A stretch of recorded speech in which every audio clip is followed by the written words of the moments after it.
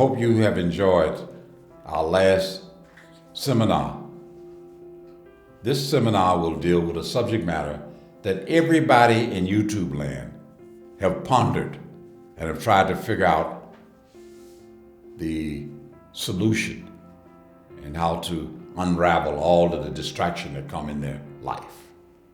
The subject matter is entitled The Purpose of Human Life.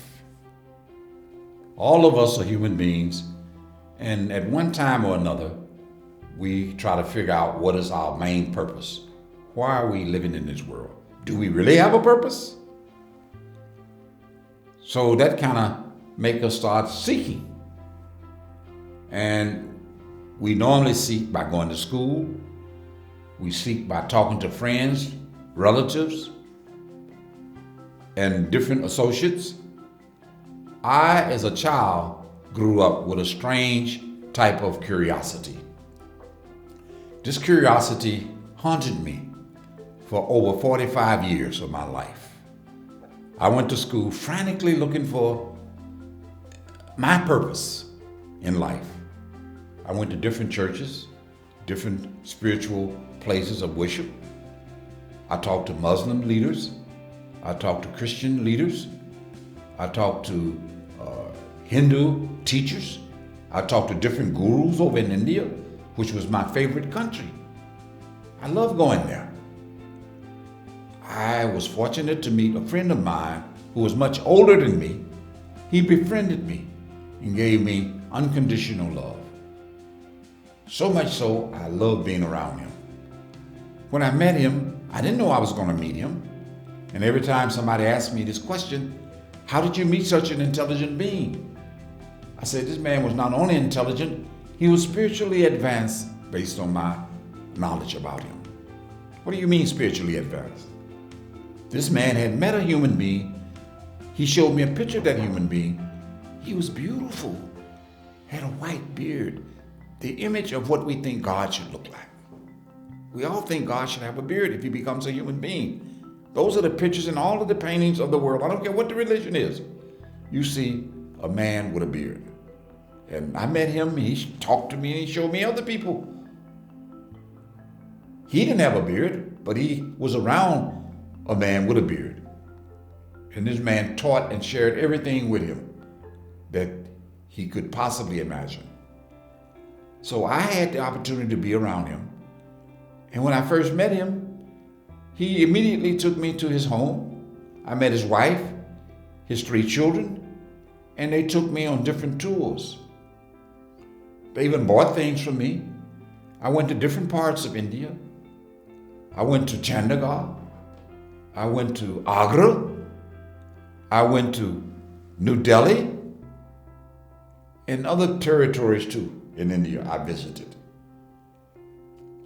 But more importantly, he gave me his love and taught me how to concentrate attention, which I talked about in my other talk.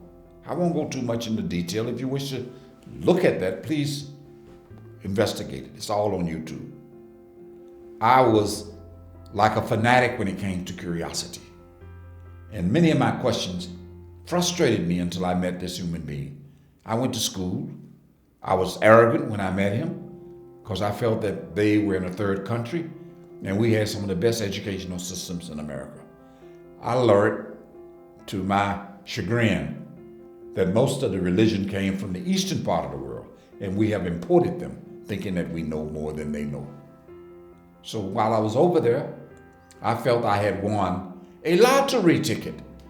Not a monetary one, but a spiritual lottery ticket, in which many of my questions and answers were resolved.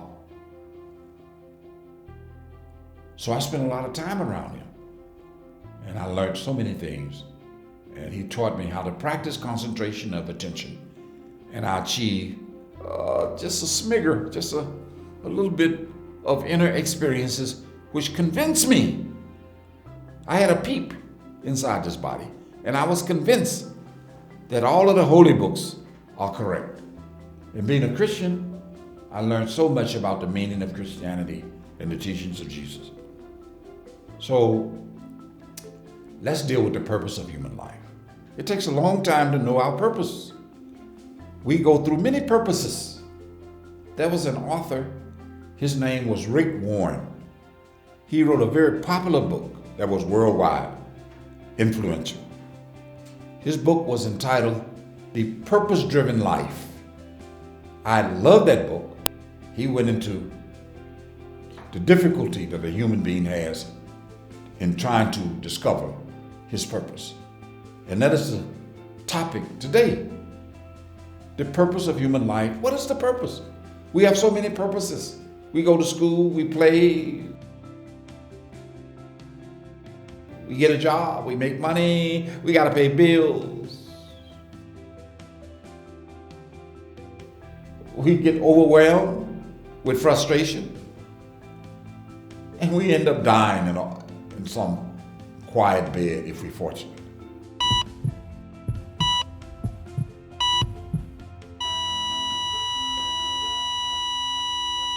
Many of them didn't achieve their purpose. They got lost in the scattering activity of this world. And most of us gets lost like that because you don't know when you're going to die. You're always saying, I can put off trying to unravel the mystery of my purpose until I'm old. You can get shot by a drive-by. You can get killed in an airplane crash. You can die of a disease. You don't know what's going to happen to you. So you should seek with great concentration, like I've said often in my talks, like a fanatic, like a insane person. Einstein would say frequently to his best friend Bessel, only monomaniacs make discoveries. A monomaniac looks to solve a problem with fanaticism, with intense concentration of attention. So if you concentrate intensely, the universe will respond, especially if you are concentrating with great intensity. The universe, which you say God, he will respond. And this response will create a coincidence, similar to the coincidence I had, where you'll meet a human being who will try to satisfy your curiosity in the areas that you are looking to be satisfied with. But you have to ask questions. You can't assume that you already know based on your upbringing, no matter how much education you've achieved. These degrees, especially if you get a PhD, it's hard to think you don't know anything. And if you meet a simple person with more knowledge than you, you say, oh man, I can't listen to this man. He doesn't even have a college degree. Your degree does not mean that you know how to concentrate. There are great sports people who don't graduate from school, but they're great concentrators in football or tennis, running. They're in love with that particular sport. And you got so many people who concentrate in different areas of life. But the secret is how to unravel your own particular purpose. We all have a particular purpose. And if we discover it, we'll see that all our purposes will ultimately be the same. And that purpose has to be unraveled. So if you meet somebody, or if you make a discovery because of good fortune and arrive at your purpose in life, which is to find out who made you. Who is your creator? Who made you? You didn't make yourself. You know you didn't make yourself. Your mother and father didn't make you. They just happened to have an experience in the bed, and they didn't know you were going to come. You could have been aborted if they didn't want you. When you came, you were with a clean slate. If you were born in China, you would be speaking Chinese. If you were born in India, you would be speaking the Indian language. If you were born in Spain, you'd be speaking Spanish. Or in France, French. In Germany, the German language. So we grow up and we learn. And we learn how to concentrate, depending on our association. So I was very fortunate to win this lottery ticket. I didn't know I was going to win it. Anybody who wins a lottery ticket does not know if they're going to win. I had a friend who spent thousands of dollars when the lottery ran into the hundreds of millions, thinking he was going to win. he lost every time. And then you hear cases on TV, if you watch TV, as the $1 million lottery ticket grows, everybody start rushing and trying to buy a ticket. But only one or two people will win. And when they win, they don't know they're going to win. I won like that. I didn't know I was going to win this spiritual lottery. You think I have a lot of wisdom? I don't. I'm just as stupid and as ignorant as anybody listening to me. I just got lucky. I put not even $1 in the pot on the spiritual lottery, and yet I won because of my fanatical concentration ability. And as a result, I discovered my purpose, which is the same as your purpose. Your purpose is the same as mine. Every life form that exists in the physical universe has the same purpose, no matter what life form that is. I was talking to someone not too long ago, and that person was telling me about an inanimate life form that's been around since the Big Bang theory took place. It's invisible. It can exist without air, without light, without water, and it's been in existence ever since this physical universe was created. But it's in a state of evolution and flux. It has DNA, and as the DNA maturates and grows, that inanimate object can turn into a rock, or it can be buried inside of a rock.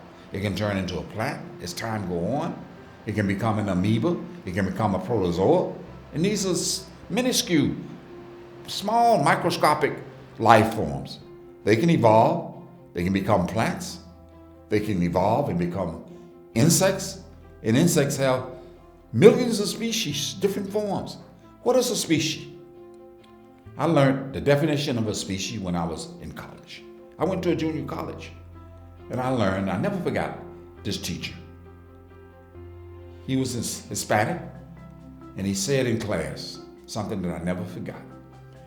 He said, a species is a life form that is genetically distinct and reproductively isolated, which means a species cannot mate with another species. You got millions of species. Some estimate that there may be 8,400,000 species on the planet Earth. And if you got that many, all of these species are different in forms and different in reproductive activity due to their DNA structure. We human beings cannot mate with a monkey. We cannot mate with a cow, even though some people try. It's illegal to do these things. They'll lock you up. Only the opposite species can mate with each other of the same species, and they create different progeny and babies that grow up. So as these species mate, they grow, they evolve. All of the species, I don't care how low the life form is following the laws of the universe. The universe is set up so that all of the species will be given an opportunity to advance and grow. All of them are frantically seeking, begging their creator, begging their maker, if they can become a human being. Like I said, all of the species have multiple categories of themselves, and they cannot mate with each other. You got millions of species of plants. You got millions of species of insects. You have millions of species of birds. Millions of species of animal. Maybe not millions, but thousands of species of animals. And only one species that is a human being. That human being is the only species that is privileged. Those who have investigated and have practically investigated with their attention why the human being exists, they said a human being is the prima donna species. It's the cream of the crop. It has the most intelligent and the most curiosity of all of the species. The human species is the only species that can use curiosity to investigate reality. It can be curious about other animals, dissect them, see how they made. It can come up with different medicine, put an elephant to sleep by injecting a concoction in their body. The elephant goes to sleep. It can go open up the elephant's eyes. It can get a tiger, which would bite them and try to kill them otherwise, inject them. put a collar around his neck with electromagnetic wave activity, which can tell where the tiger is roaming around in the jungle. It can do the same thing with fish, with whales. See how many distance they travel in a year. How do they get from one part of the world to another part? They can put different instruments or things on a pigeon. A pigeon can leave one area in New York and fly all the way to Florida and come back to the same building and enter their window if it's open. That's how the system works for the animal. The animal got this ability. You want to call it instinct? We have it too. But we rely on gadgetry.